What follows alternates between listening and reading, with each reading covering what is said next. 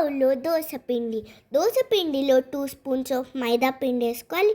Chop చేసుకున్న onions, దాని తర్వాత నానబెట్టుకున్న శనగపప్పు, తర్వాత చాప్ చేసుకున్న కరివేపాకు, తర్వాత చిల్లీ వేసుకొని బాగా తగినంత ఉప్పు వేసుకొని బాగా మిక్స్ చేసుకోవాలి.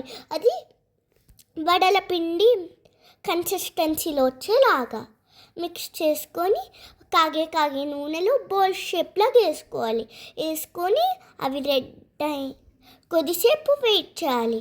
కొద్దిసేపు వెయిట్ చేసినాక అవి రెడ్ కలర్లో అవుతాయి.